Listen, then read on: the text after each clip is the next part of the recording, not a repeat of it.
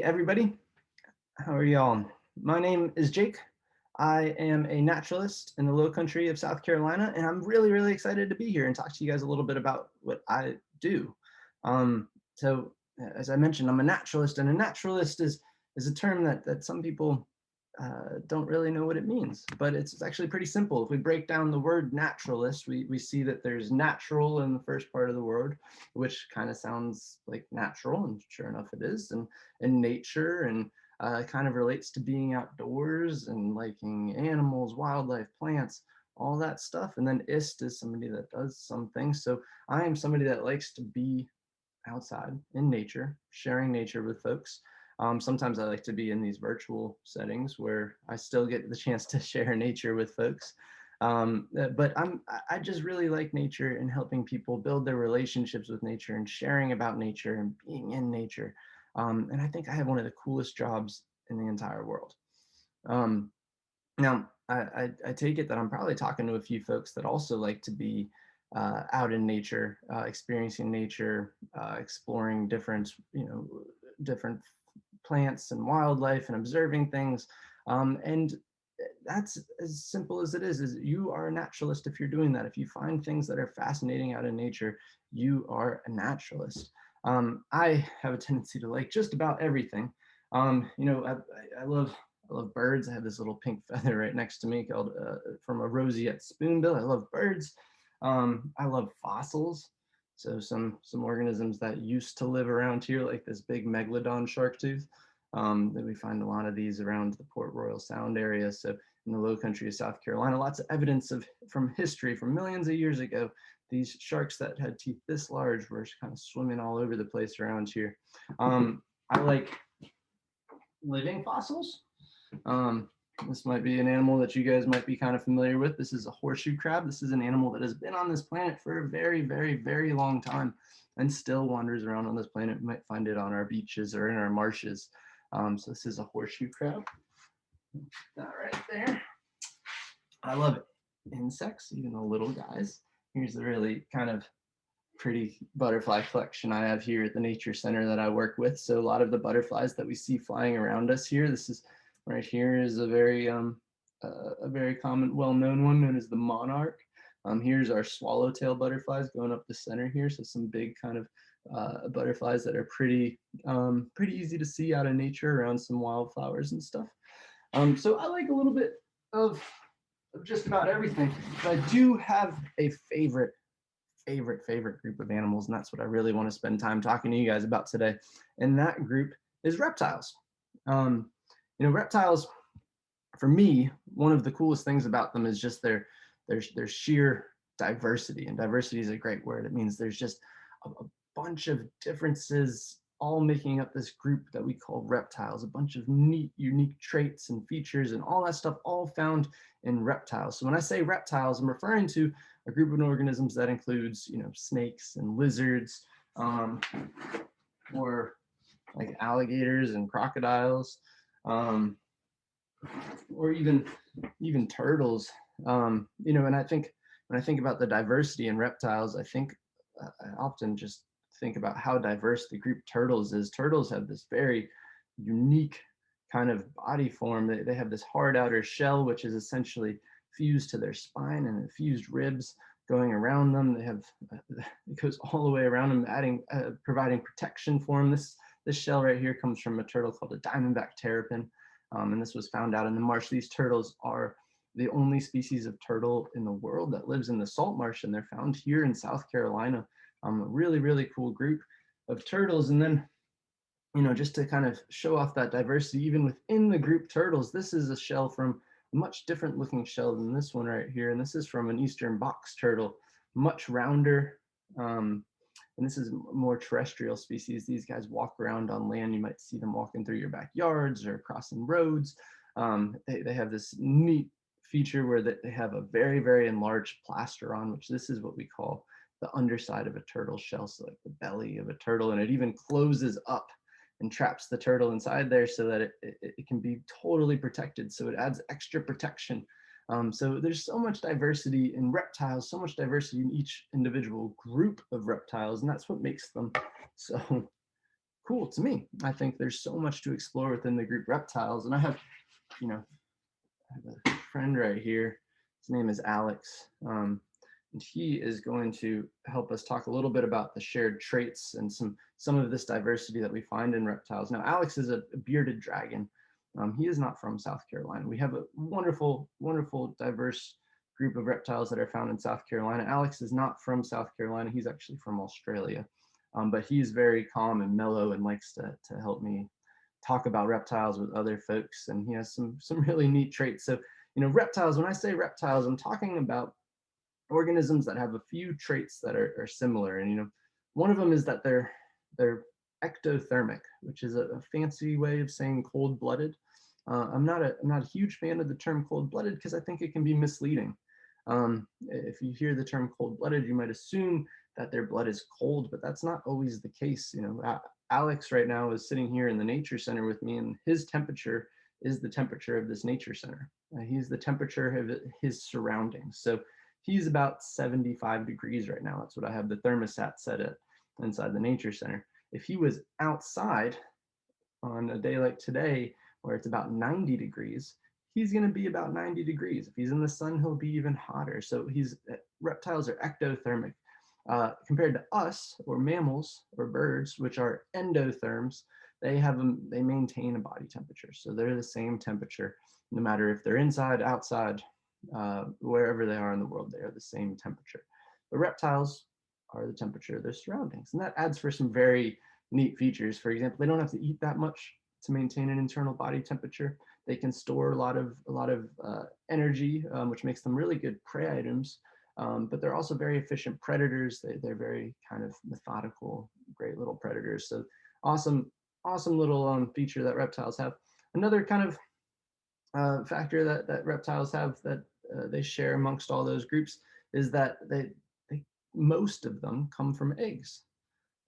So not all reptiles come from eggs, but a good majority of reptiles started their lives in an egg. Alex started his life in an egg, and he hatched out of that egg and is now this large lizard that's in my hand.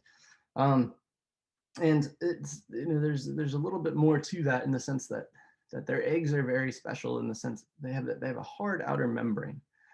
So they have this white outer shell, kind of looking like a chicken egg, but not as hard as a chicken egg. It's actually a little bit leatherier and softer, but it's not like a fish egg or a frog egg, which they look like little jelly balls for fish and frogs. And these guys have this hard outer membrane, which allowed reptiles to lay their eggs on land, which was a very, very important feature that reptiles needed to start to distribute themselves throughout the world, is they needed to come from eggs that could be laid on land. Another neat feature of them is they're all scaly. They all have some form of scales. Alex has a very unique set of scales all across his body. He looks very spiky, very rough.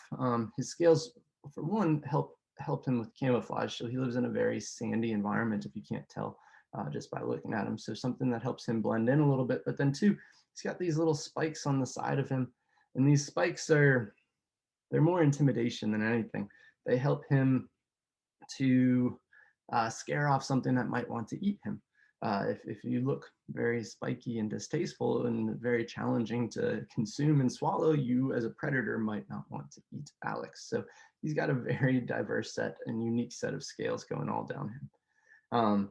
Yeah, so reptiles are really cool. All those groups of reptiles I mentioned all have those three traits. Even turtles have scales. So they have a kind of a different looking scales. And these scales on a turtle shell, these are more bony plated, whereas these are more keratinized, different materials. But these are what we call scutes. But on the turtle's body, they have very, very fine scales, very smooth scales, unlike Alex's very spiky scales. So I'm gonna set Alex over here. Now, I do have a few other reptiles that I want to show you guys. Now, my personal favorite group of reptiles just so happens to be a group that not everybody is big fans of, but snakes. I love snakes for a number of reasons. Probably one big one is my name is Jake and it rhymes with snake. So for my entire life, everybody called me Jake the Snake. I think it's a pretty cool nickname. because I think these are some of the coolest animals on the planet. Now, snakes, like this pine snake right here, this eastern pine snake, which is a snake that we have here in South Carolina. These guys get really big. This guy's actually quite young. He's a little over a year old. These guys can get up to about 6 feet long. Huge snakes that roam kind of open pine forests, searching for bird eggs, small mammals, birds, very opportunistic feeders and very efficient predators, even though they don't have legs. So that's one of those traits that really stands out about snakes, that makes them unique compared to other organisms throughout the world, is they're very, very efficient at what they do without legs. Now, this guy's a really good ground cruiser. He gets himself into burrows. He can get into tight places. He might climb a little bit. There are some really good climbing snakes out there. But yeah, snakes are really, really cool organisms. Look at him flick his tongue out. I like that angle right there. So he's using that tongue to kind of sense the world around him.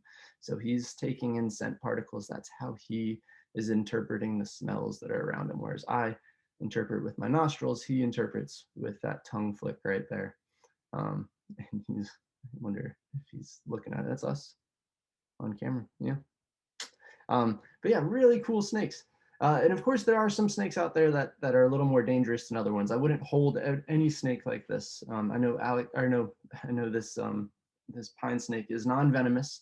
So if he was to turn and bite me, which he very well could, but I don't think he will, as long as he feels comfortable. But if he was to bite me, it wouldn't inflict what we call a venomous bite, a dangerous venomous bite on me.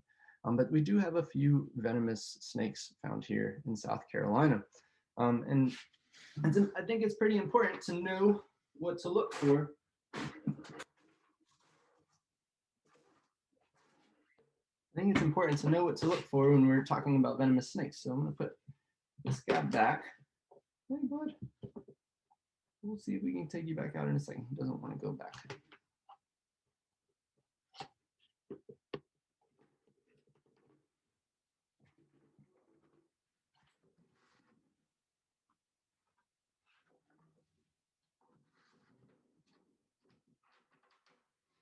Cool. So let's talk a little bit about the venomous snakes that we have here in South Carolina. And I'm going to share my screen and we're going to go, cool. I think I'm sharing my screen. I hope so. So this is a blank screen right now, but we're going to talk a little bit about the venomous snakes in South Carolina. We have close to about 40 species of snakes found in South Carolina. All of them really cool. I spend a lot of time looking for them because I think it's one of the coolest things to observe these snakes out in nature. But there are a few snakes that when I do see out in nature, I want to be a little bit more careful how I approach the situation. So of those 40 species of snakes, about 6 of them are dangerously venomous to people. So that means a snake that could bite you and inflict a bite that requires you to go to the hospital. So the first kind of way to identify some of these venomous snakes is 3 of the 6 have rattles, right?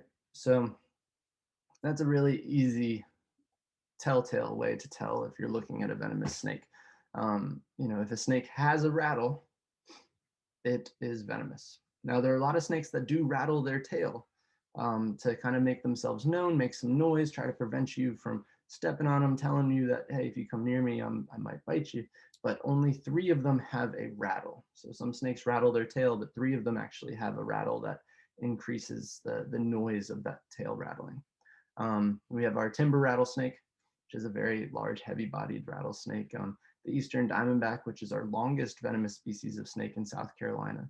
And then we have our pygmy rattlesnake, which is our smallest venomous snake in South Carolina. And the pygmy rattlesnake has a rattle that you almost don't even hear. It sounds like a little buzzing of a bee. But really kind of beautiful snakes to observe in nature, but safely and respectfully. And I love that they have that rattle because that rattle is designed to tell us to stay away. It's so nice of them to tell us to stay away. Some animals don't tell us to stay away, but rattlesnake says, stay away. I don't want to hurt you. Please don't come closer to me. 2 other species of venomous snakes are in the same family as rattlesnakes. So the family of rattlesnakes is called the pit viper family. So we have 2 other pit vipers in South Carolina. We have the Copperhead and the Cottonmouth. Both heavy-bodied snakes, they don't have rattles. They do share some similar traits with those rattlesnakes, and we'll talk about that in a second. I love the cottonmouth opening its mouth right there, showing off why it's called a cottonmouth. They do that kind of like for the same reason that rattlesnakes rattle their tail, and that's essentially saying, hey, I'm here. I could bite you, but I don't want to. So they show off the inside of their mouth, which is very bright white and stands out usually against the backgrounds that they're in. And then, you know, our last species of venomous snake is not in the pit viper family, but it is very, very identifiable. And that is the eastern coral snake. Very pretty colored snake, red, yellow, black bands. And it's actually in the cobra family. But they're very, very rare. And even if you do find them, they're very kind of docile. They're not aggressive. They just try to get away from you. And it's really, they're very venomous snakes, but they will really only use their venom to defend themselves if they're really messed with. So these are 6 species of venomous snakes in South Carolina, and of the 40 or so. So now, not all the time will rattlesnakes rattle their tail. And of course, the copperhead and the cottonmouth don't have a rattle, so they might not tell us as readily as, say, that timber rattlesnake that they are venomous and they don't want you to come near you, but they all kind of share some other traits that other snakes don't have here in South Carolina. So we're going to look at the copperhead a little closer, and we'll notice, you know, the copperhead is a very thick-bodied snake. It has this very wide body, and you know, they don't move around too much. They're very sit and wait predators, wait for things to come to them. And then they have this very kind of broad head up front. So if you look at that head a little closer compared to that pine snake that we just had, you can see how that broad head is very wide at the base, and this pine snake's head kind of blends in with that neck pretty easily. So the head goes straight to the neck, whereas in the copperhead, the neck the head ends abruptly and kind of comes back in, and the neck starts. Some people say the head looks more triangular or diamond shaped.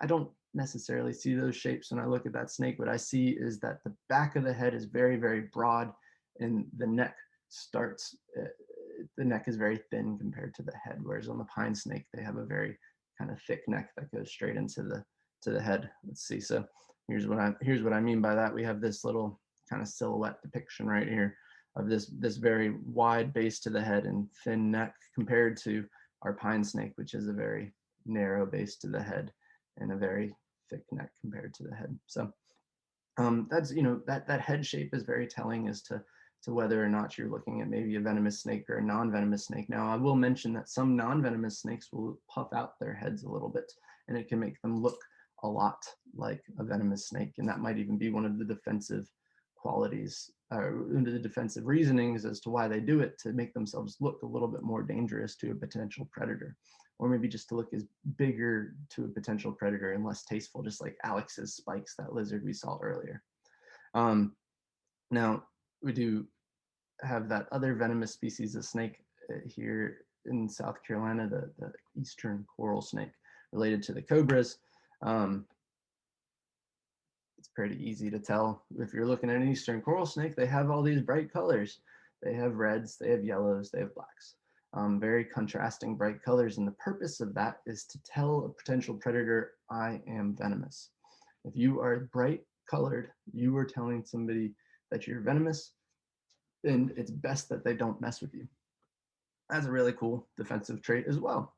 An even cooler defensive trait is some snakes that we have here in South Carolina that pretend to be venomous, such as the scarlet king snake and the scarlet snake.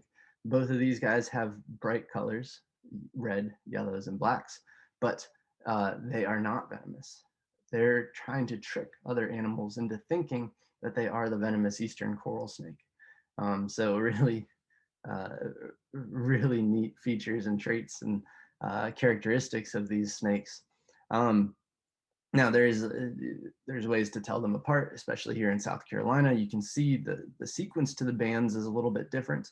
So on the scarlet snake and the scarlet king snake, the red bands are bordered by the black bands, whereas on the eastern coral snake, the red bands are bordered by the yellow bands. So there's a rhyme, maybe some of y'all know it. Red touches yellow, can kill a fellow. Red touches black, friend of Jack. So that's kind of saying red touches yellow, you're looking at a venomous snake. Red touches black, you're looking at a non-venomous snake. If you have to use a rhyme to remember snakes and identifying snakes, I strongly recommend that you just don't go near the snake. I think it's an important way to know that that you're not entirely sure. If you start rhyming about how to identify snakes, it shows that you're not really sure whether you're approaching a venomous or a non-venomous snake. So I recommend you stay away from the snake. If you don't know what a snake is, I recommend staying away, just being respectful of those organisms. Snakes don't want to attack you. They don't want anything to do with you. They're not going to come towards you. They're going to try to get away to the closest refuge that they possibly can so that they can feel safe. And that's true for venomous, non-venomous, all the sorts. And there are, of course, a lot of really good snakes out there. And in my opinion, they're all good, but there are a lot of ones that even if you don't like snakes, you might like a little bit more. So I'm going to stop sharing my screen. I think I've done that efficiently. And I'm going to introduce you guys to another snake that I have here at the Nature Center. And this is, for those of us that don't like snakes, this often is the favorite snake. So this, flicking his tongue out at the camera again, is an Eastern king snake. He's a big guy. Now, Eastern king snakes are very, again, just like that pine snake, very, very big, bold, long snakes, non-venomous. You can tell because I'm holding him. I wouldn't be holding a venomous snake, but they have a tendency to eat other snakes, and that's kind of how they get their name, king snake. Is they're the king of all snakes. So in South Carolina, their favorite food are other snakes, and their favorite other snakes to eat just so happen to be pit vipers, like rattlesnakes and copperheads and stuff. Those sit and wait predators that are easy meals, very fatty meals. And these guys are actively moving around seeking out copperheads and rattlesnakes, and will bite onto them. And these guys are constrictors, so they'll wrap around and they'll squeeze, and then they'll swallow that snake whole. And if that copperhead or that rattlesnake was to turn around and bite this snake, they're immune to pit viper venom, so they wouldn't feel it. It would probably hurt a little bit, but they wouldn't die from it. So really neat snake, Eastern king snake. Look at that wonderful belly pattern right there. Yeah, well, he's pretty cool.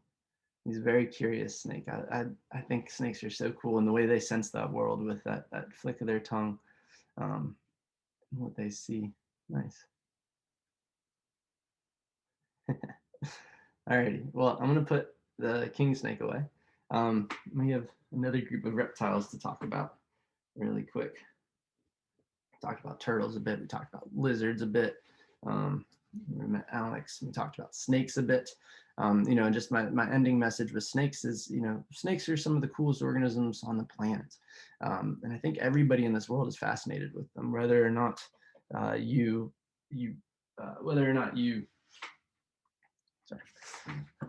or not that you like them around or not. I think there's just this inherent fascination in people and snakes. And the best way to observe them is just to do so from a respectful distance. If you see a snake in your yard, take a couple steps back, be 10, 20 feet away and just watch that snake do what it does, explore the world. You might be watching a king snake looking for some other snakes to eat. You might be watching that pine snake looking for maybe small mammals to eat. You might be watching a copperhead look for a safer place to kind of sit and wait for predators. I think snakes are some of the coolest animals on the planet, and they're really, really helpful and beneficial to us. They eat a ton of pest animals such as rodents, and they help us with rodent control. They really are important for the ecosystems around us. So observe them, enjoy them. And that's the message I want to end on there. But I do want to go into another group of reptiles, another really fascinating one. I showed you guys this earlier. This is the skull of an alligator. And if you're from here and in the low country of South Carolina, you're probably familiar with alligators. These guys are found in almost every wetlands every freshwater wetland, even some saltwater wetlands that we have here in South Carolina, in the low country area. And they can get quite large. This skull actually comes from an 11-foot alligator. I've seen 12, 13-foot alligators in South Carolina. If you go down to Florida, they get to 15 feet. They're huge, huge apex predators of the wetland environments that they live in. Big honking teeth too. But yeah, really, really cool, fascinating, dinosaur-like organisms. They're not true dinosaurs, but they do have a close relation to what used to be dinosaurs, and they've been on this planet for a very, very long time. And of course, they can be quite dangerous to people that don't view them respectfully. And I just want to talk about that a little bit today. So this alligator, 11 feet long, has a bite force that is over 2,000 pounds per square inch. So that is an alligator biting down on me that feels like a small car falling on top of me and crushing me. So a very, very strong crushing bite force. So not something that we want to mess with, which is why you often see signs around South Carolina that say, don't mess with alligators, don't approach them, don't harass them. They're actually quite smart animals too. And here, I'm going to share my screen with you all again. Let's see, go back there. And we'll go to the next slide. So this is a sign that you guys might see around South Carolina. Alligators may live here. Just know if you're in, freshwater environments, you might see, you're definitely possible. It's definitely possible you'll see alligators. So it's best not to go swimming in lakes and ponds that you're not sure if there are alligators there. So it says do not approach, do not harass, but it also says don't feed. Feeding alligators is something that's very dangerous for both the alligator and the person feeding the alligator. So alligators are quite intelligent animals. They will often build associations between people and food. And if an alligator has been fed, an alligator might start approaching people for food, just like what happened to me on Edisto Island. I will just play this short video. I just walked outside of a building and this alligator started walking towards me. And this is about a 7-8 foot long alligator. And just came right up out of that pond and ran straight towards me, and not an alligator that I really want nearby me. So unfortunately, alligators that get fed by other people end up getting killed because it's tough to break that association between people and food. So the safest thing to do for everyone involved is to kill the alligator. I'd prefer it if we didn't have to kill the alligator at all. So I encourage everybody in this world to not feed alligators. For extra encouragement, it is illegal in the state of South Carolina to feed alligators with a very hefty fine and possible jail time. So don't feed alligators. There's another kind of dangerous time that you can kind of be near alligators. I'm going to stop sharing my screen. Cool. I hope you guys can still see me. And that I like to introduce it by saying one of the most dangerous size alligators you can come across is one that's about this size. So this is a small alligator. He's smaller than that king snake, about the length, maybe a little shorter than that pine snake. So this is a young alligator. This is what a 1.5-year-old alligator would look like, 1.5, 2 years old almost. And he's, excuse me, bud. And now I'm holding him. So clearly this isn't this isn't really all that dangerous for me. I wouldn't be holding something that's super dangerous. I'm making sure he's comfortable. He can certainly bite me, but he wouldn't break bone or anything like that. But in the wild, if I came across this alligator, what I'd want to be wary of is its mother. Now, alligators, unlike a lot of other reptiles, have a very, very advanced form of parental care. Mom will stick around the babies for a couple of years and help ward off anything that might be a potential threat to the alligators. So if I see these alligators and they start feeling uncomfortable, they'll make it known by doing a call. It's called a distress call. It sounds kind of like, oh, oh, oh. And that's them calling their mom over.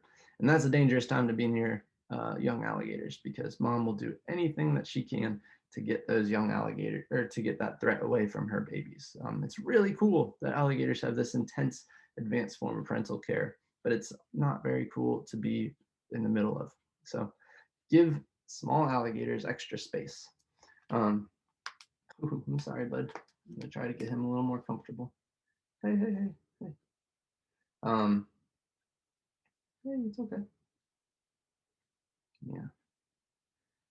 So, a small alligator gets eaten by a lot of things. So birds, snakes, other alligators, small mammals. Lots of things eat alligators. Hey.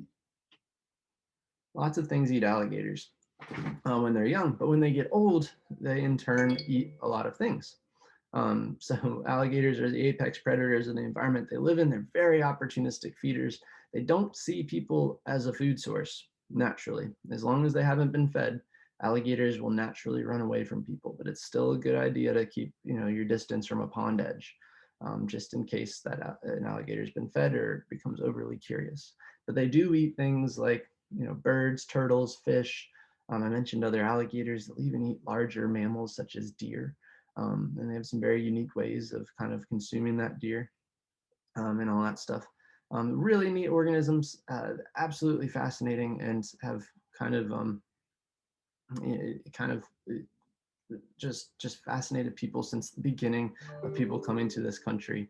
So really, really, really neat that we have these guys here, and I want to make sure that they stay here for a long time so that future generations can continue to be fascinated by these organisms. So I encourage you guys, please, please, please don't feed alligators.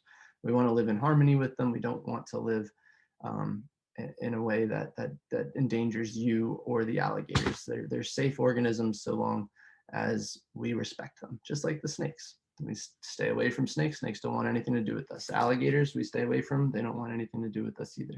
I'm gonna put him back in his little container and just wrap up by saying thank you guys for listening to my little presentation. I love talking about reptiles with folks.